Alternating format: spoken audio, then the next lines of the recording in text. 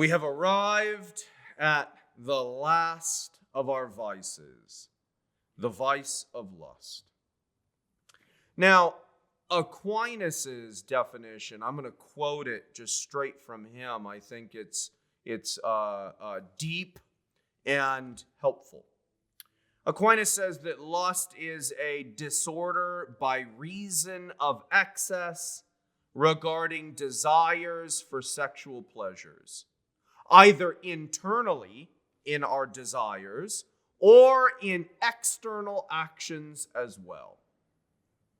So lust, once again, like all the other vices, is primarily located in our desire, but lust shows up also in external actions by themselves. And there are some actions that are associated with sexual pleasure that are just simply off limits. They're impermissible. So let's dive in. Lust is an excessive desire for sexual pleasure. It's an internal state. It involves primarily something inside our hearts. The internal desire here is disordered whenever the goal, the end of our action, is sexual pleasure alone. Even when the external action is good, even when it's having sex in marriage. So let's think about what that means. Let's get real clear on that. According to the tradition, whenever the goal is merely sexual pleasure, that's the goal, that's the target, that's the end that I'm trying to achieve. Whenever it's just sexual pleasure, we are sinning. We're doing something wrong and destructive of ourselves and perhaps others. That's the idea. That's the claim. Now notice that implies that it is possible to lust in marriage. The idea would be this: you can engage in sexual activity and sexual intercourse with your spouse.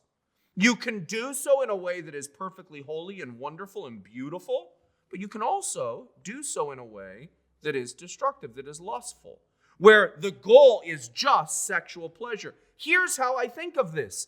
The problem, the reason why the goal of sexual activity, of sexual intercourse should not be sexual pleasure is this. In those cases, the other person becomes a mere instrument. They become a tool to my own gratification, a mere means to my own pleasure. In those moments when the goal is sexual pleasure, I'm not thinking of the other person, I'm thinking of me. And I'm using them as a means to achieve my goal. So, ladies and gentlemen, in these last few lectures on the vice of lust, we are going to talk like adults. So, just be aware that this will be an adult conversation. You can think of lust as, so remember, lust involves this desire for sexual pleasure. That's the goal of the action. In that way, it's like masturbating with another person's body. That's all it is. The other person is a mere body, a mere tool, a mere instrument for my own gratification. And doesn't that sound bad? Just the way that I described it, right? It sounds problematic. How dare I use another person in that way? I'm not treating them as a human. I'm not treating them as a person, as an image of God. I'm treating them as a mere instrument. Paradox of hedonism. We looked at that last time. Obviously, it's going to show up here again. And it shows up with respect to lust in really, really fascinating ways. So remember, the paradox of hedonism goes something like this. The intention to maximize pleasure decreases one's likelihood of maximizing pleasure. So the idea is you shouldn't have the intention of maximizing pleasure. Your intention should be for something else. With respect to sex, the idea would be the goal is to unite with the beloved. The goal is to increase love and affection and care for the beloved. Increase their pleasure. And the tradition says also be open to new life. An openness to new life. So the idea there would then be this: when that's my goal, pleasure's increased. The paradox of hedonism says if pleasure is your fundamental goal, you're actually less likely to get a lot of pleasure. If something else is your fundamental goal, the pleasure you get is actually increased. That's fascinating. And let me tell you, research confirms this. If you look at sociological studies of sexual pleasure in various relationships, guess who consistently reports having higher amounts of sexual pleasure? Persons who have been married for lengthy periods of time. So, just to make this vivid, I want this to be memorable for you. Ladies and gentlemen, if your parents are still married after lengthy periods of time, the sex they're having today is more pleasurable than the sex they were having when they had you. Sorry, that's the reality. I'll bet you remember that. Stay married. Stay married. That's one of the lessons here.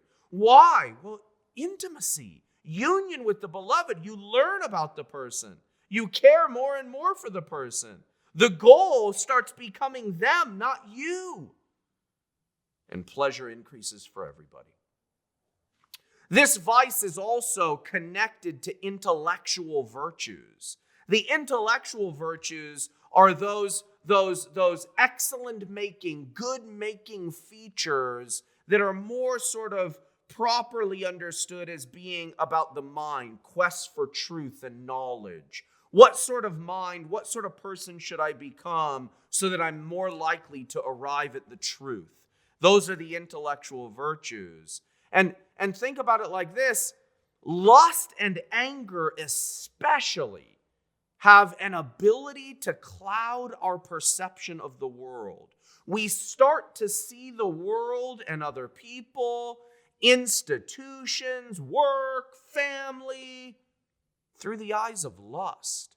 This is quite common, right? You see this on comedies and things like that, where the person who has a porn addiction, sort of everything is sort of now seen in the eyes of pornography. There's a famous Friends episode. I don't know if you've ever seen the TV show Friends, but there's a famous Friends episode where two of the characters, I don't remember who, they're watching porn a ton, and now everything they see is through the eyes of lust.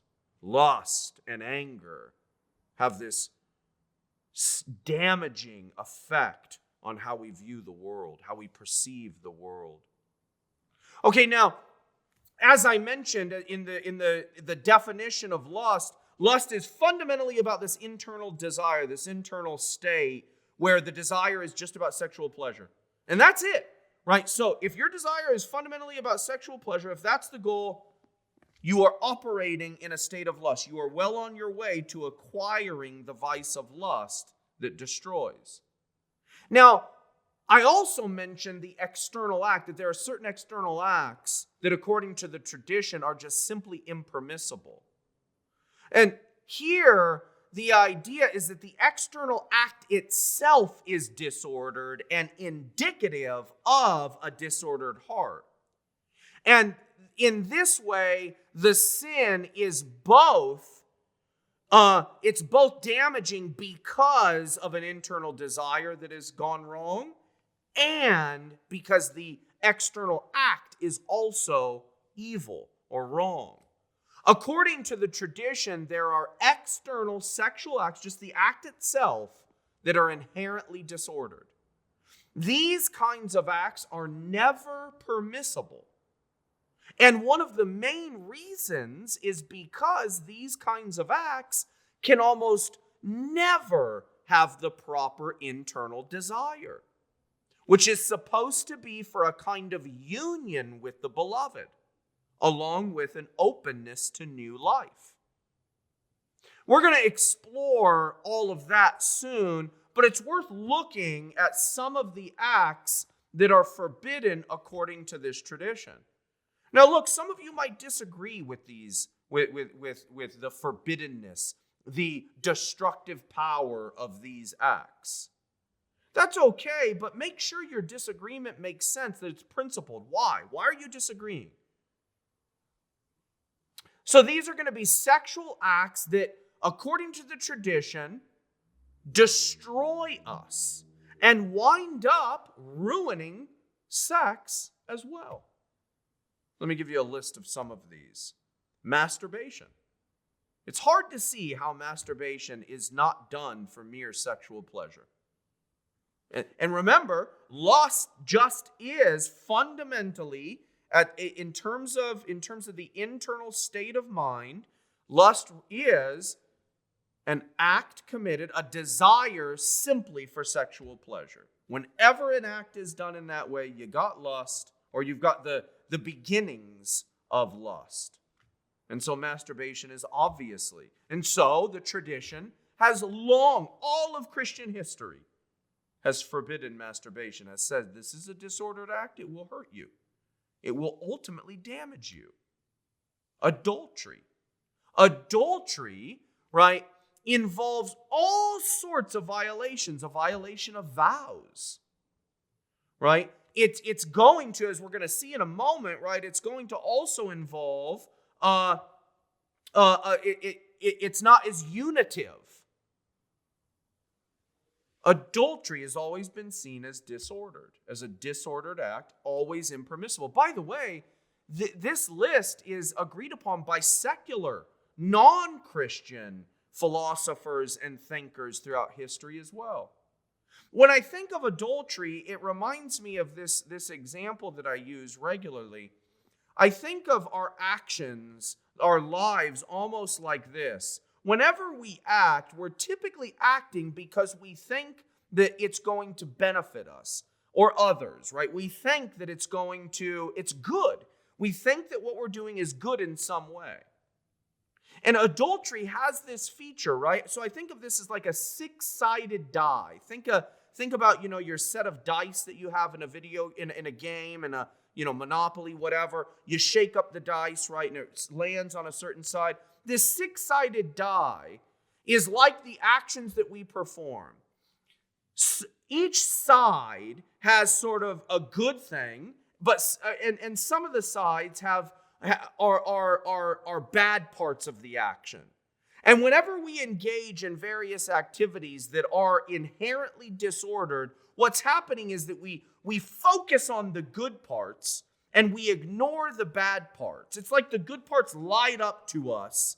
The side of the die with the good parts sort of is all we focus on, and we totally ignore the bad parts. So in adultery, what are some of the parts that might seem good to us? Well, maybe there's an emotional connection. Of course, sex involves pleasure, and we like that. Maybe the secrecy of it feels adventurous and exciting. All of those things, sexual pleasure, totally fine. There's nothing wrong with sexual pleasure. Being emotionally connected to someone, wonderful.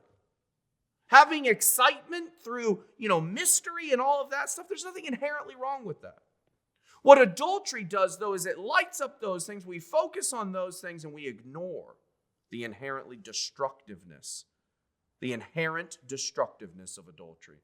Some more acts that the tradition has said are inherently disordered, wrong, damaging.